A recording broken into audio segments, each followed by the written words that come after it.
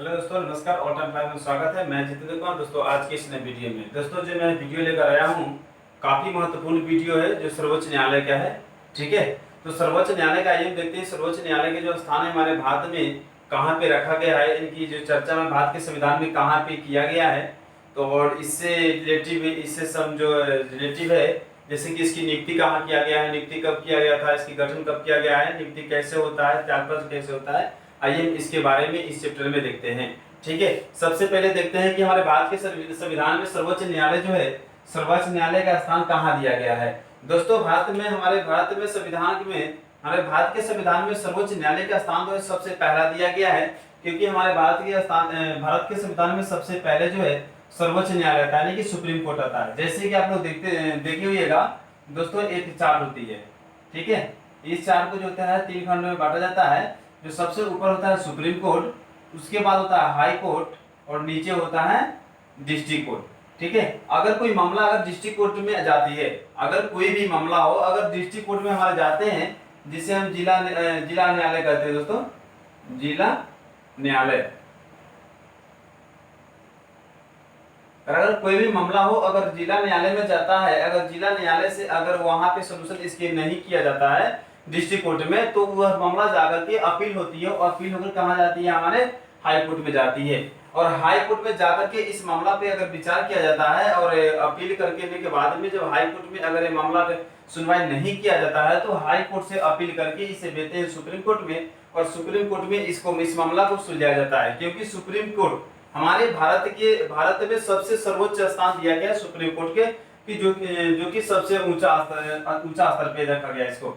ठीक है, तो कहा है कि आइए देखते हैं इस हमारे भारत के संविधान में इसकी चर्चा कहाँ किया गया है। दोस्तों हमारे भारत के संविधान में इसकी चर्चा भाग 5 और अनुच्छेद 124 से लेकर 147 के बीच में इसका चर्चा किया गया है। ठीक है, 124 से लेकर के 147 के बीच में हमारे भारत के संविधान में इसकी चर्चा किया गया है। अब तो देखते हैं दोस्तों, हमारे भारत के संविधान में जो यह सर्वोच्च न्यायालय है, यह कहाँ से लिया गया है। दोस्तों आप लोगों ने सुना होगा कि भारत शासन अधिनियम, भारत शासन अधिनियम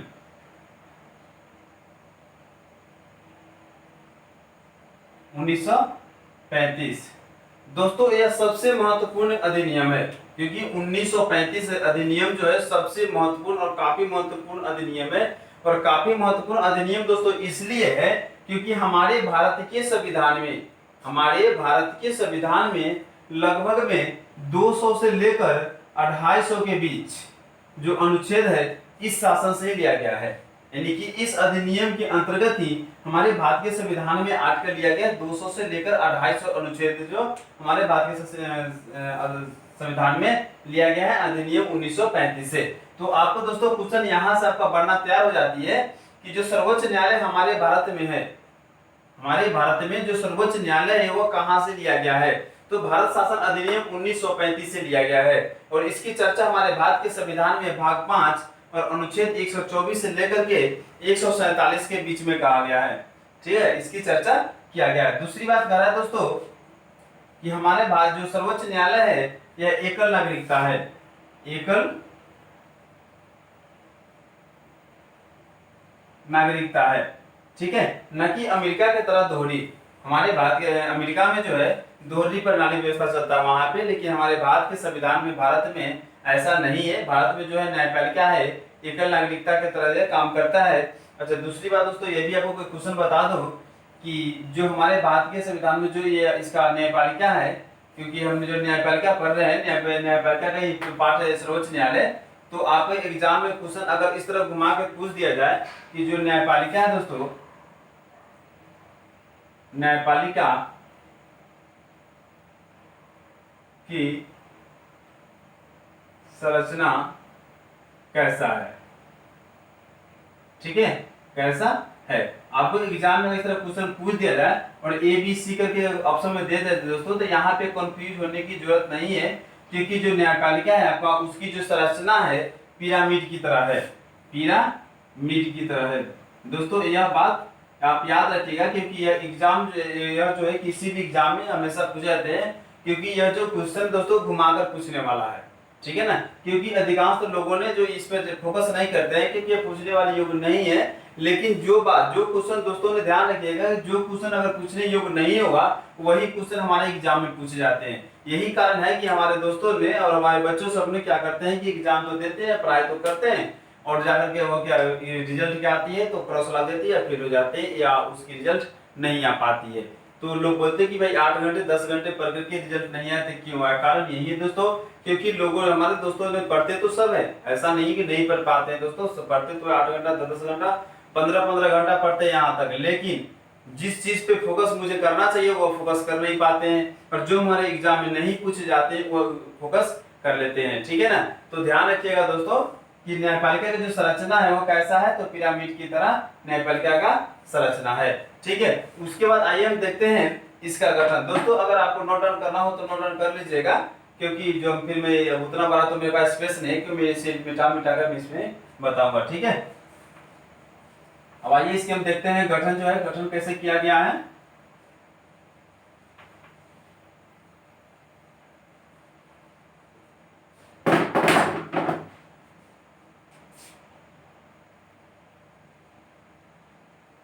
गठन, ये अनुच्छेद जो है 124 के एक में यह बात कही गई है गठन की।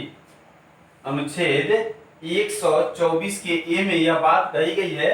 सबसे पहला बात यह कही है कि हमारे भारत में एक सर्वोच्च न्यायालय होगा, एक सर्वोच्च न्यायालय होगा। ठीक है, और दूसरा बात करा कि इसका जो गठन है दोस्तों, सबसे पहले 28 जनवरी 1950 को किया गया था।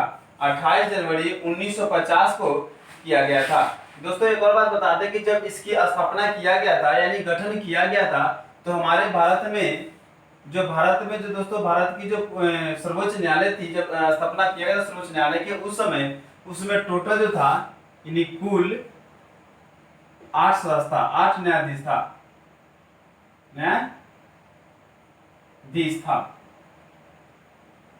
था, जो एक था मुख्य न्यायाधीश और 7 था अन्य।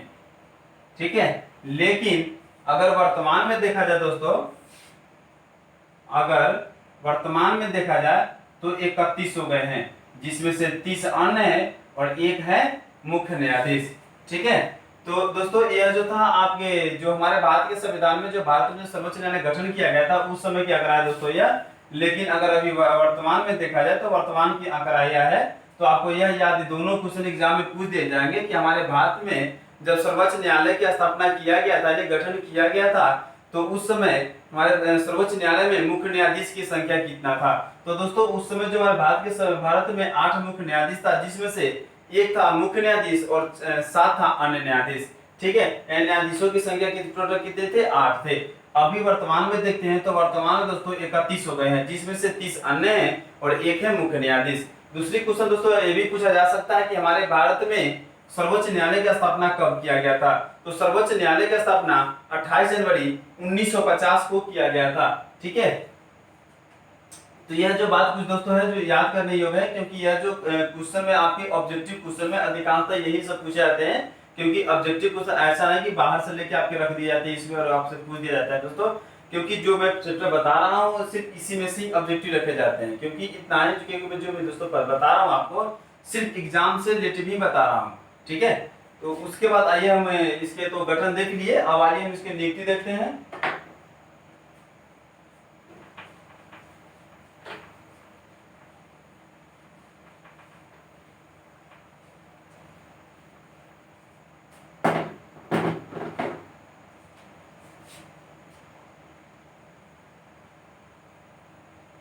नियुक्ति, यह जो है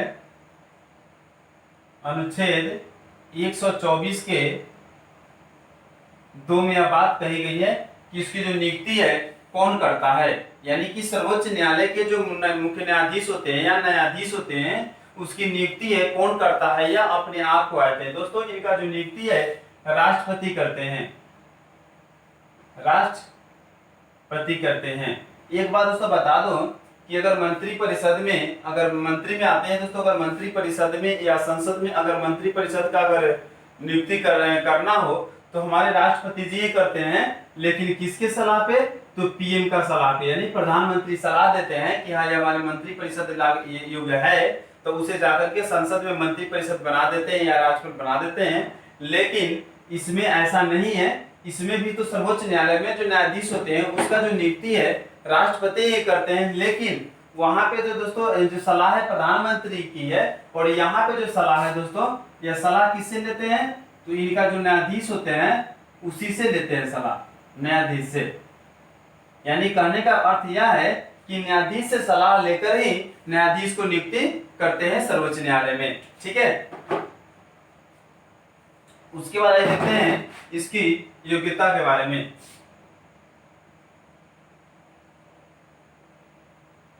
योग्यताएं, यह जो है अनुच्छेद 124 के 3 में बात कही गई है कि किसी भी दोस्तों योग्यता जो है कोई भी मैंने किसी भी चीज में अगर किसी भी पद पे में आना है या बनना है, सरकारी गवर्नमेंट नौकरी करना है या पॉलिटिक्स में जाना है या किसी भी प्रकार की अगर मुझे जॉब लेना है तो कहीं ना कहीं कुछ ना कुछ योग्यता तो होती ही होती है। ठीक है, जैसे कि अगर हमारे भारत में अगर प्रधानमंत्री बना है तो उसकी भी योग्यता होते हैं कि भारत के नागरिक हो, उनकी एज 35 वर्ष हो या इस तरह हो, 30 वर्षों में इस तरह तो मान रहते ही रहते हैं ना। जिससे कि इस तरह विदेश सर्वोच्च न्यायालय में अगर उसके न्यायाधीश जो बनते हैं उसकी योग्यता क्या है, तो आइए हम उसके बारे में देखते हैं। पहला चीज दोस्तों कह रहा है कि वह भारत का नागरिक हो, वह भारत का नागरिक हो। दोस्तों आपको यह बता दे कि वह भारत का नागरिक कह रहा है कि यह जो पहला वाली जो ऑप्शन है कि वह भारत का नागरिक हो, पहला वाली जो ये है योग्यता है जो भारत के नागरिक की है, तो जनीन लगभग में सारे में आते हैं। क्योंकि अगर आपको किसी भी तरह के किसी भी कहीं भी भारत में अगर किसी भी आप जॉब पे जाते हो तो सबसे पहला आपके पास यह योग्यता तो होनी चाहिए कि आप भारत के ही हो। अगर अन्यथा कहीं विदेशी हो तो आपकी यह योग्यता नहीं मिल सकता है कि आप इसमें रह सकते हो। दूसरी बात कह रहा है कि कम से कम 5 वर्ष तक हाई कोर्ट का न्यायाधीश हो, न्यायाधीश रह चुका हो। ठीक है, कह रहा है कि वो पहला तो कह रहा है कि वो भारत तो होगा ही होगा। दूसरी बात यह कह रहा है कि वो भारत के नागरिक हो। दूसरा ऑप्शन यह कह रहा है कि वो किसी भी हाई कोर्ट में, किसी भी यानी भारत के किसी भी स्टेट में अगर हाई कोर्ट में वो क्या करता है कि वो न्यायाधीश रह चुका हो 5 वर्षों तक, या कम से कम हाई कोर्ट का 10 वर्ष तक वकालत किया हो, वकालत किया हो, तब जाकर के इसमें वह लड़ सकता है। दूसरी बात, तीसरा बात यह कर रहा है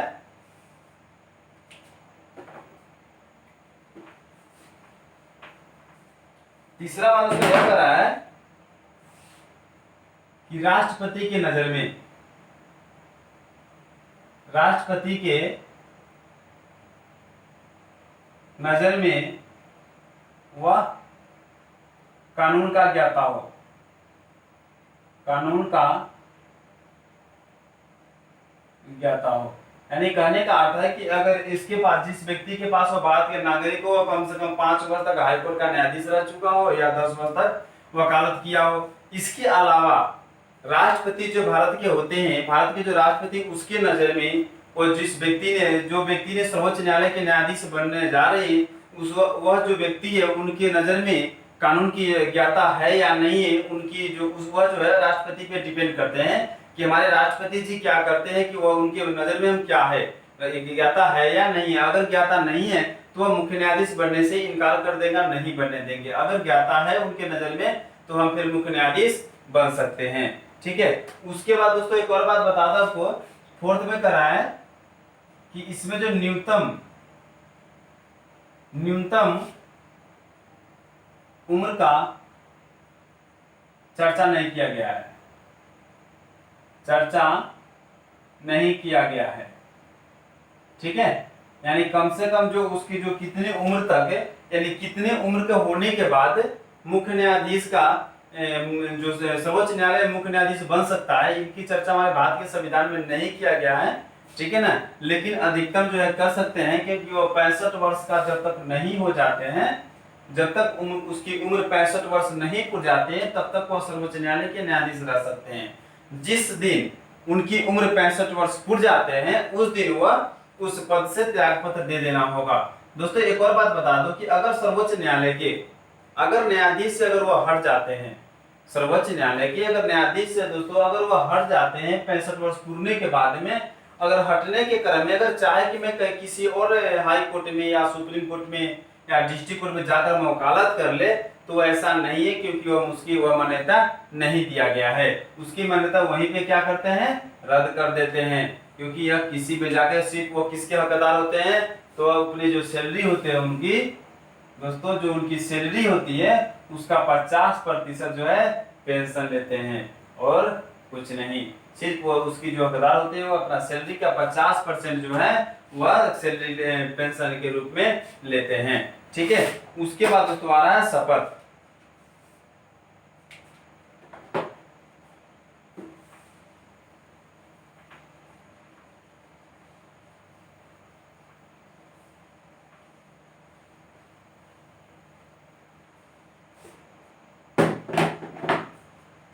अब उसके बाद देखते हैं दोस्तों शपथ।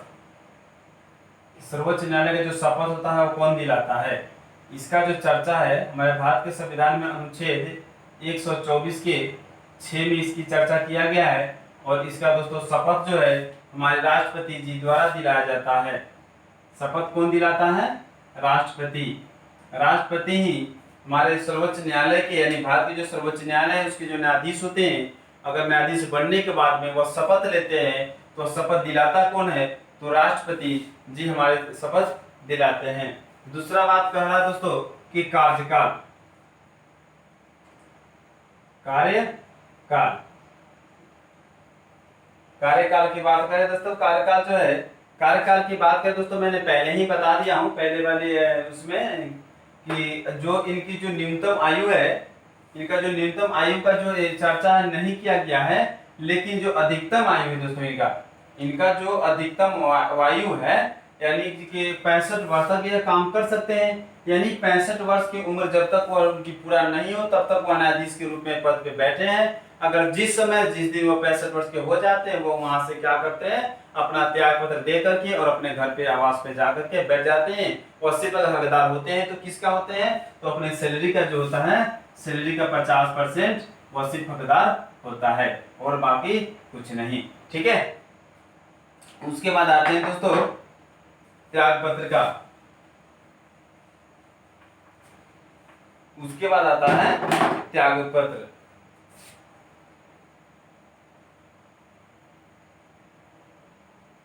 अब कहा कि त्याग पत्र जो है सर्वोच्च न्यायालय के जो न्यायाधीश होते हैं, ठीक है, तो न्यायाधीश तो बन चुके हैं, अपना शपथ भी ले ले, योग्यता भी हो गया, कार्यकाल भी सब कुछ हो गया। अब उसके आता है त्याग पत्र। अगर मुख्य न्यायाधीश बना दिए गए, न्यायाधीश बना दिए गए सर्वोच्च न्यायालय की, लेकिन वह उनकी काम पे वो मन नहीं लग रहा है, अगर वहां से वो हटना चाहते हैं, तब उस सिचुएशन में क्या करेंगे सर्वोच्च न्यायालय के न्यायाधीश, उससे क्या करेंगे, अपने जो पत्र पर लेकर के और राष्ट्रपति को सौंप देते हैं।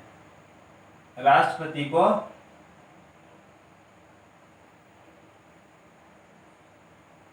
सौंप देता है कि अब हम यह काम नहीं करेंगे, इस काम से मैंने त्याग पत्र ले रहा हूं। यह राष्ट्रपति को यह बात कहती है और वहां से वह हट जाती है।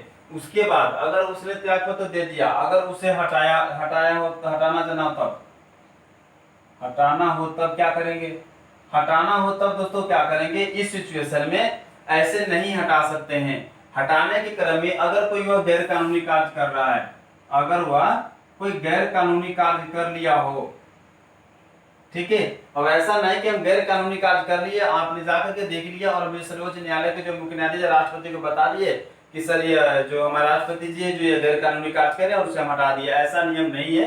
क्योंकि अगर गैर कानूनी कार्य कर लिया मुख्य न्यायाधीश या न्यायाधीश हो, तो उसको सबसे पहले क्या करेगा, उस पर संशोधन करता है, हमारे राष्ट्रपति ने है संसद के द्वारा उस पर संशोधन करता है और उसे प्रूफ करता है। कि क्या वास्तव में गैर कानूनी कार्य किया है न्यायाधीश ने। अगर हाँ, वास्तव में अगर यह प्रूफ हो जाती है कि न्यायाधीश ने क्या करता है, यह गैर कानूनी कार्य किया हो, तब जाकर के उसे क्या करता है, उसे हटा दिए जाते हैं, और भी राष्ट्रपति के द्वारा ही हटाया जाता है, वो भी प्रूफ करने के बाद। अगर जब तक वह प्रूफ नहीं होता है तब तक वह नहीं हटता है, और प्रूफ करने के बाद में जो राष्ट्रपति और संसद दोनों के सिफारिश होते हैं, और उसके बाद में उसे हटा दिए जाते हैं। उसके बाद दोस्तों आता है इसकी वेतन। उसके बाद हम वेतन पे देखते हैं कि इसकी जो हमारे भारत के जो सर्वोच्च न्यायालय है, तो न्यायालय में सर्वोच्च न्यायाधीश जो होते हैं दो तरह के होते हैं। एक तो होते हैं मुख्य न्यायाधीश, और बाकी होते हैं अन्य न्यायाधीश।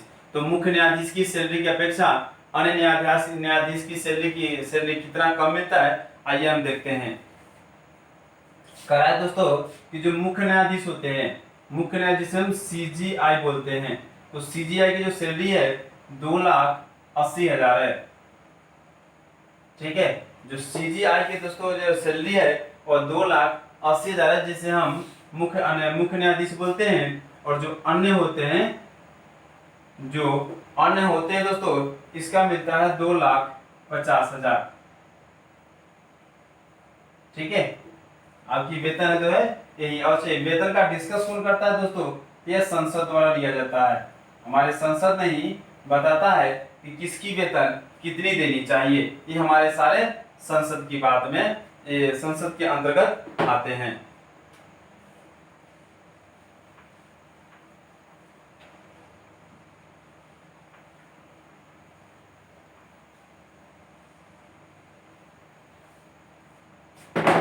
अब आइए दोस्तों कुछ हम नोट में बताते हैं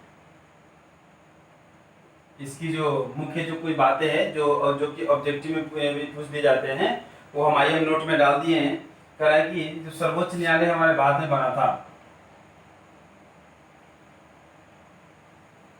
सर्वोच्च न्यायालय का जब गठन किया गया था, गठन कब किया गया था, 28 जनवरी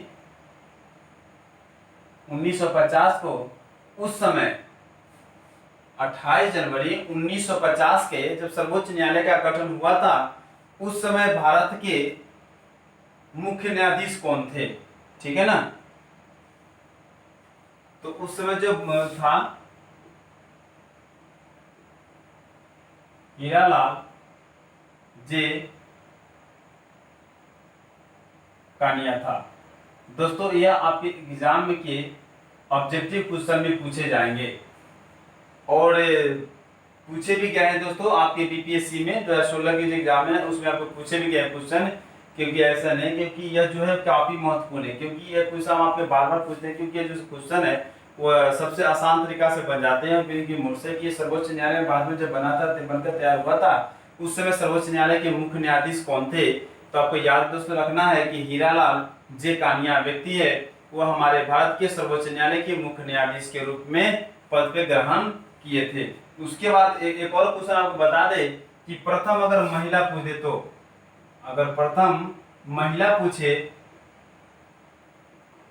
दो, क्योंकि दो ही क्वेश्चन हमारे इससे बनता ही है, एक प्रथम महिला और दूसरी, तो प्रथम जो महिला है यह फतिमा बीबी थी, फतिमा बीबी थी। ठीक है, तो आपको इससे दो क्वेश्चन बन सकते हैं कि सर्वोच्च न्यायालय की जब 28 जनवरी 1950 को जब बनकर तैयार हुआ था, उस समय सर्वोच्च न्यायालय के मुख्य न्यायाधीश थे वो प्रथम कौन थे, तो हीरालाल जे कानिया थे। और दूसरी क्वेश्चन ये आपसे पूछ दिया जाएंगे कि हमारे भारत के में जब सर्वोच्च न्यायालय है, तो सर्वोच्च न्यायालय में सबसे पहले महिला जो है वो कौन बना था सर्वोच्च न्यायालय के मुख्य न्यायाधीश। तो आपको याद रखना कि फतिमा जो बीबी है वह बना था सर्वोच्च न्यायालय के प्रथम महिला मुख्य न्यायाधीश। दोस्तों हमें उम्मीद है कि सर्वोच्च न्यायालय के जो चैप्टर वो सारे के सारे आपको कंसेप्ट समझ में आया होगा। ठीक है, अगर समझ में नहीं आया होगा दोस्तों तो वीडियो के रिवर्स करके या रुक करके स्टॉप करके देख ले और उसे समझ ले, क्योंकि आप जो मैं चैप्टर पढ़ा दिया दोस्तों सर्वोच्च न्यायालय यह काफी महत्वपूर्ण है, क्योंकि इससे एग्जाम में 2-4 क्वेश्चन पूछे जाते हैं। किसी भी तरह का एग्जाम हो दोस्तों, बड़े से बड़े लेवल पे या छोटे से छोटे लेवल के हो, आपके एग्जाम में 1-2 क्वेश्चन इससे आएगा ही आएगा, यह कंफर्म है। तो यह वीडियो को दोस्तों यह कंफ्यूज ना करें, क्योंकि यह वीडियो देख लिया आपको, और आपसे उम्मीद है दोस्तों कि अगर मेरा वीडियो आपको आपको वीडियो अगर पसंद है दोस्तों तो उसे सब्सक्राइब जरूर कर दे और शेयर जरूर करें, ताकि ये मेरा वीडियो है जिन जिन दोस्तों के पास नहीं पहुंच पाया हूं सारे दोस्तों के पास पहुंचे और इनका जो सारे दोस्तों ने लाभ उठाए। ठीक है दोस्तों, तब मैं मिलता हूं आपको नेक्स्ट वीडियो में। तब तक आप देखते रहिए ऑल टाइम क्लासेज में लिए। Thank you very much.